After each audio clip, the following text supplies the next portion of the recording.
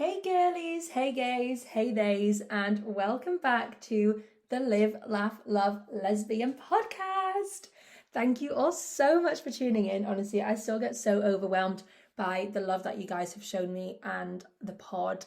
The listeners from literally all over the world just blows my mind. The fact that people are actually sitting down every week and going, I'm going to listen again. We're on, will this be episode 5? Yeah, this will be episode 5. So you guys have stuck with me. So please continue to stick with me. A few people have started leaving reviews as well. And that actually just, it means so much to have your guys' support. So if anyone else wants to leave a review, feel free. As long as it's 5 stars, I'll be thrilled. But yeah, this week we're going to have a little solo episode, just me. We've had some amazing guests on recently, but I just wanted to sit down with you all this week, have a little chit chat about Pride. It's coming to the end of Pride Month, but I wanted to touch on Pride and why I think it's really important to learn about, you know, the history and what LGBTQ plus people had to go through so that we could have the rights that we do today. Obviously, there's still a long way to go. However, I just think it's really nice to sort of commemorate them and what they did for us and for our rights. Of course, I'm going to answer some of your guys' questions and dilemmas as well. So let's jump right on into this week's episode.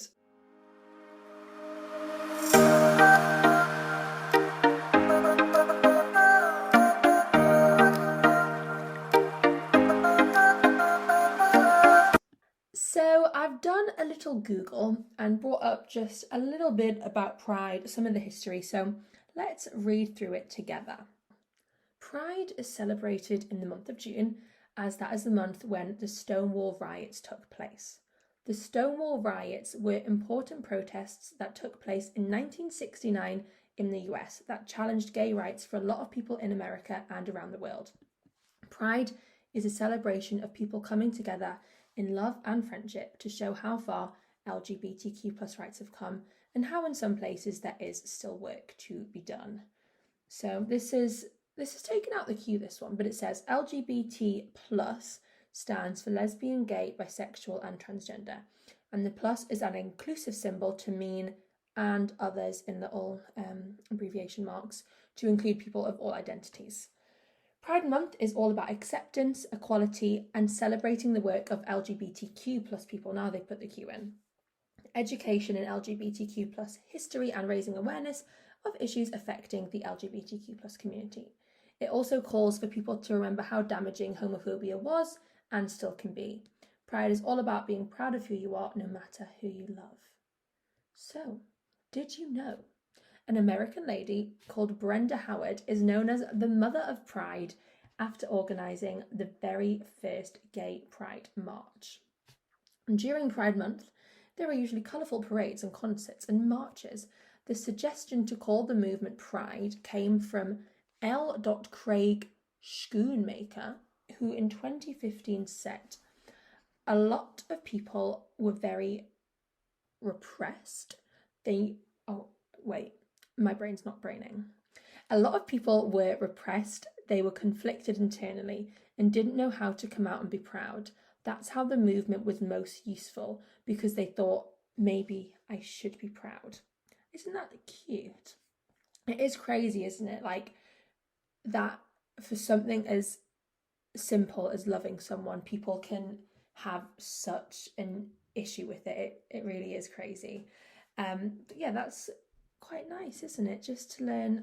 I mean, we didn't really learn that much, but we learned that there's a mother of Pride and where the name Pride came from.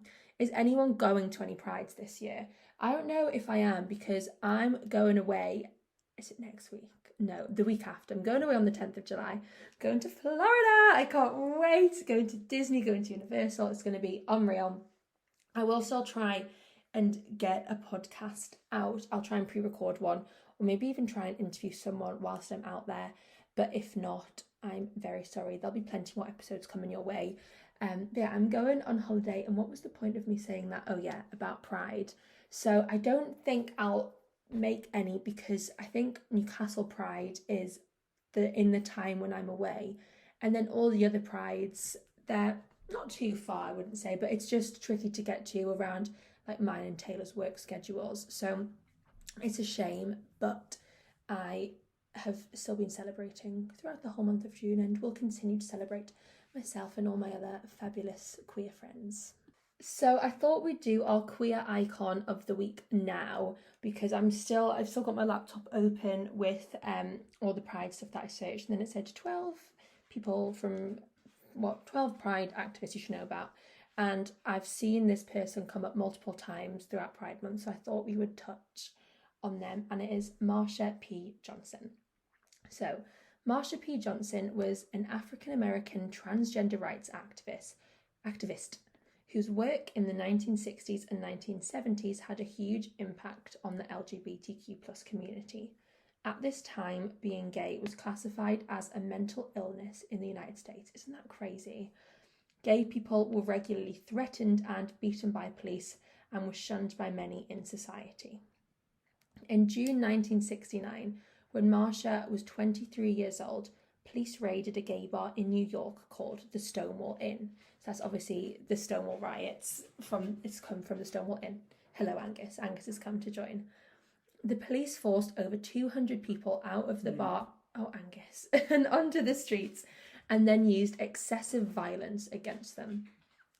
Marsha, who was living and working in New York at the time, was one of the key figures who stood up to police during the raids. Marsha resisted arrest, but in the following days led a series of protests and riots demanding for rights for gay people. News of these protests spread around the world, inspiring others to join protests and rights groups to fight for equality. Why can't I speak today? I just keep tripping up over my words. I'm so sorry. I was going to leave it there, but I've just been reading a little bit more about Marsha, and we're going to keep going, so you feel free to skip if this is boring you, but I just find it so interesting to learn about what people went through and, what they gave up so that we could have the rights that we have today. So this is, what impact did Marsha have?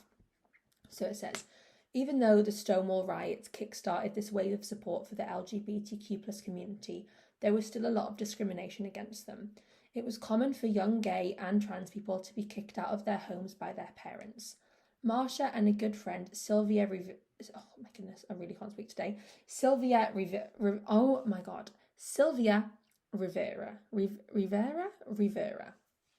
who was also an activist, founded STAR, Street Transvestite Action Revolutionaries, an organisation to support gay and trans individuals who had been left homeless.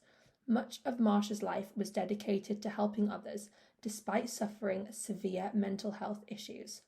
Marsha was nicknamed the Saint of Christopher Street, and this is where the Stonewall Inn was located, because of the generosity they had shown towards people in New York's LGBTQ+ community. So what happened to Marsha? Marsha went missing in 1992, and 6 days later, police found Marsha's body. They said nobody else had been responsible for the death, but many friends argued this, ruling at the time, saying attacks on gay and trans people were very common. Other people had said that they'd seen Marsha being harassed by a group of thugs a few days before they died. 20 years later, in 2012, campaigner Mariah Lopez was successful in getting the New York Police Department to reopen Marsha's case as a possible murder. After the NYPD reopened the case, the police reclassified Johnson's cause of death from suicide to undetermined. Marsha's legacy lives on today in organisations such as the Marsha P. Johnson Institute, which says it protects and defends the human rights of Black transgender people. In February 2020, the mayor of New York renamed the East River State Park in Brooklyn the Marsha P. Johnson State Park, and announced there will be a statue created in honour of Marsha to be unveiled in 2021. So I wonder if the statue has been unveiled. That'd be really cool. I'm going to find out. But yeah, so Marsha is our queer icon of the week. And I just think, how incredible is all of that, to found something to help queer and transgender people who've been made homeless. I know that's still a really big thing now. I think there's a charity, is it AKT, is that what it's called? And they help, young queer people who've been made homeless by being kicked out of their houses. Obviously, we spoke with Kira in last week's episode about her situation on coming out, and really she was one of the lucky ones having somewhere to go, because so many people don't. I'm going to find the charity, because obviously Star is an American charity. I'm assuming it's still going, but I'm going to find the UK one just in case there's anyone listening who needs this information. Okay, so I was right. It is called AKT. And AKT, I wonder if it's called like ACT. AKT, ACT, is the only national charity specialising in LGBTQ plus youth homelessness. So if anybody is, dealing with a situation, knows somebody who is, please send them. I've literally got it up here. It's akt.org.uk. They've got, loads of different tabs: who we are, what we do, why we do it.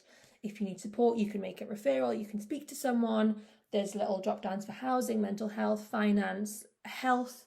You can donate, you can fundraise, you can volunteer. What a fab little charity. I know as well there is Switchboard, which is a hotline, so I think you can ring up, or you can do like a web chat and you can speak with someone, get advice, because I think sometimes all you need is somebody to speak to. So they are two really great charities, AKT and Switchboard. So please, if you need their resources, please use them. I'll pop some information about them in the description of the podcast too. Now, I think it's about time we got into some of your guys' dilemmas and stories, so let's go. Okay, so I've got the first one up. It's not so much a dilemma or a question, more just of a story, and it's actually from an old friend of mine. Obviously, I'll change the name to keep it anonymous, but it's so lovely to read. It's really touched my heart, actually. So it says, "Hi Jules, a bit of a blast from the past. This is Been so long since we did shows together.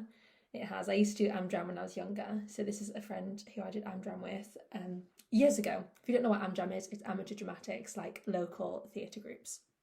It says, this isn't really a dilemma, more of a personal growth story. When you last saw me, I was married, but unfortunately that did not last.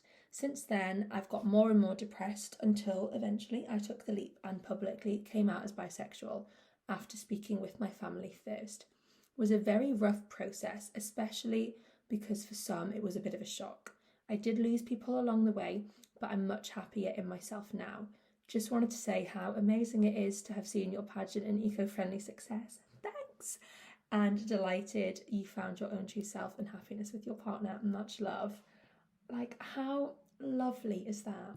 I think so many people will be able to relate to this story as well, in the sense that, like, you don't feel fully yourself. You don't feel happy in yourself until you show your true identity to the world. As hard as it can be to do that, I think when you come out of the other side of that and you look back, you can see how much happier you are, because you're not having to hide a part of yourself anymore.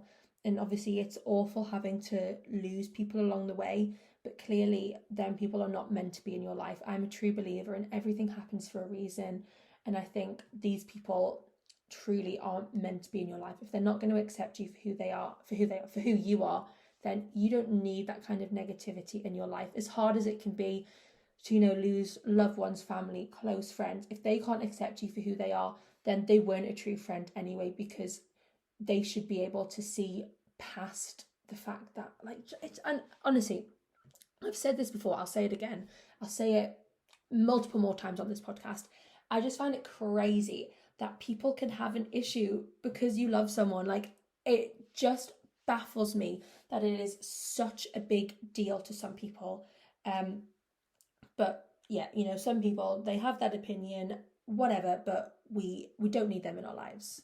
Yeah, thank you so much for sending that in. It genuinely really made me happy. Okay, I'm gonna get up the next one. This is quite a long one. I think, again, it's more of a story than a dilemma, but let's read it together. It's quite long, so I'm gonna take a breath. Okay, so I met this girl who was friends with my friends, brackets. My friends used to say, I'm the friend who is bi but only likes women. This was before I knew I was a lesbian, brackets closed. So this girl instantly clicked with me, and just a couple of weeks previously I broke up with my ex-girlfriend. and I asked her if she was homophobic, as I was going to tell my other friends, including her, what happened with my ex. And she knew she was... Sorry, I need to put my phone close to my eyes so I can see. Oh, I've lost where I am now. Where was I? I've lost where I was, guys. Let's just go back somewhere. I broke up with my ex-girlfriend and I asked her if she was homophobic, as I was going to tell my other friends, including her, what happened with my ex. And she was like, of course not. So anyway, she knew I was a fruity gal. Love that. Time passes and we start to get closer, and she tells me that she likes me, and me being vulnerable at that time instantly took her in, and we started to get to know each other, and then we were dating. Not official, but dating. So I'd go to his every couple of days, and one day I was about to go to his and she was like, no, don't come to mine yet, just wait. And I said, I'll just come, as my dad was dropping me off, and I'll just wait around for a bit. And she fully freaked out and was like, no, not yet, just wait. And I just said okay and got on with it. A few months passed, and then I slowly started to find out she was with her ex-boyfriend. Stop it. The whole time. And she was obsessed with him, but also started dating me. And she was just straight. She was straight. She was just bored. Sorry for the long story. Oh my God, don't be sorry. You know what? Normally I like pre-read the dilemmas and questions before the pod, but I didn't today, so that was a complete shock.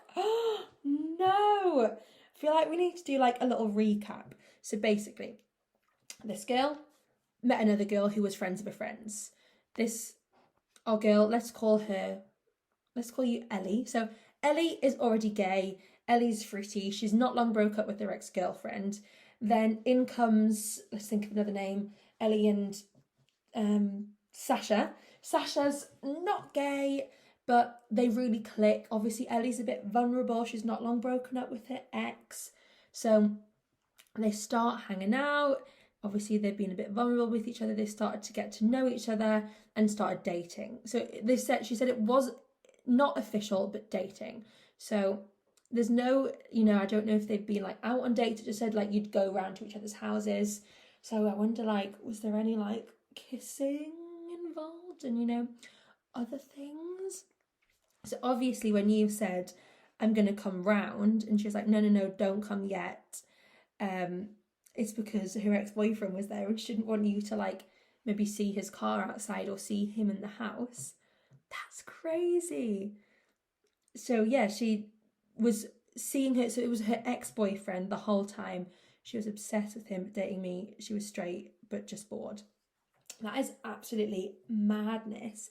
I feel like I've seen heard similar stories before when people have said they've met a girl and they've like spent the night together, maybe met in like a club or something, and then the next day they found out like they've got a boyfriend and they were just a bit, what do they call it, like bi-curious? Is that what they call people like that? Oh my God, have you guys seen the TikTok of the girl? What did she refer to herself as? Like a cultural gay? Was that what it was? And she was like, I've tried to be gay, but like it just didn't work out for me. But still, like Pride Month's for me. Like if anyone else relates, like happy Pride. And it was like, It was just a bit weird. I saw someone do like a stitch to it. Yeah, this girl was basically saying she's not gay, but people think she's gay, so happy Pride. It was just a bit interesting. Oh my God, that story has genuinely shocked me. Has anyone else had something like that happen to them before? I'm so curious. I'd love to know. Please, as well, anyone who's listening to the podcast and has a question, has a story, has a dilemma they want to send in, if you go, I don't know how you can get to it otherwise, but basically in my link tree, so it's linked in my TikTok and Instagram bio, I'm Juliet Francis T on all social medias. I'll put it all in the description of the podcast too. And if you click on my link tree, there'll be a link to listen to the podcast, which obviously you guys already know because you already listen. But there'll be another link that'll say like submit your dilemmas or stories here. And it basically takes you to a Google form. Is it a Google form? Yeah, it's called Google Forms. And you can anonymously submit your dilemma or question. It can be literally the shortest question in the world or a long dilemma. and I will try and answer them all. I think I literally made a TikTok and said, please just send me like your wildest lesbian stories. So obviously, what do we call her? Ellie has done just that. And honestly, I love it. I'd love to read even more of your lesbian crazy story times. If anyone has a dilemma they want to send in, any questions or any like segments that you want to hear on the podcast, I feel like I'm still finding my feet with it because, like I said, this is only episode 5 and it's only my second like solo episode. I love getting the guests on and I'd love to get even more on. I have actually got a few guests lined up. Obviously, we've been really lucky. We had Priya on from I Kissed a Girl. That was so fun. We had Taylor, my girlfriend. One of our friends text and was like, Taylor, you were so funny. So I've told Taylor she has to come back on. And then last week's episode, we had my good friend Kira. I'd love to get some people on. I'm very lucky. I have some really cool friends who've had some really cool life experiences who I want to get on to, share their stories, because I want this to be a podcast that people can listen to and feel seen, feel heard, feel understood. So I want to get these people on just so that if there's anyone listening who is maybe going through similar situations, they know that they're not alone and there's people out there who've gone through it and come out the other side, so they can see that they can do the same as well. I feel like I'm still finding my feet with the podcast. Obviously, I love doing the dilemmas and the story time, so please keep sending them in because I think that's my favourite part. Obviously, we do our queer icon of the week, which I know I haven't done every week, so I'm sorry about that, but I love learning about these people who've really stood up for LGBT club. Oh wow, I'm tripping over my words today. Who've stood up for LGBTQ plus rights. So who we had? I think we had Jojo Siwa, the icon. We obviously had Marsha. Oh, and we did Amy from I Kissed a Girl, didn't we? I'm sure we did that on Taylor's episode. She has become such an icon. I think all of the I Kissed a Girl cast have. I've seen the show's been nominated for some NTAs, National Television Awards, which is pretty cool. Oh my god, I really want to talk about this to you all because I feel like the gays will relate. So obviously it's the men's Euros at the minute, and let's just say England are not doing too good. Obviously they've just come top of their group, and I feel like that was just by total fluke by the other teams not playing too well either. But someone made this TikTok and I kind of agree, and I feel like people will come for me, but I don't really care. Does anyone else not want the men to win the Euros so we can have like the Lionesses winning and we can be like, the Lionesses are the only team to have done it? Do you know what I mean? Because if the men win, that will totally overshadow the fact that the women won the Euros and came second at the World Cup. But if the men don't win the Euros, we can still say we won the Euros and we came second at the World Cup. Oh, another thing. Did anyone see Harry Kane say something like, we as a nation haven't won anything big for a long, long time? And I was like, hang on a second, Harry Kane. We literally won the Euros and came first runner-up. Sorry, that's pageant me coming out. First runner-up at the Euros. Second at the Euros. Oh my god, I saw the funniest thing.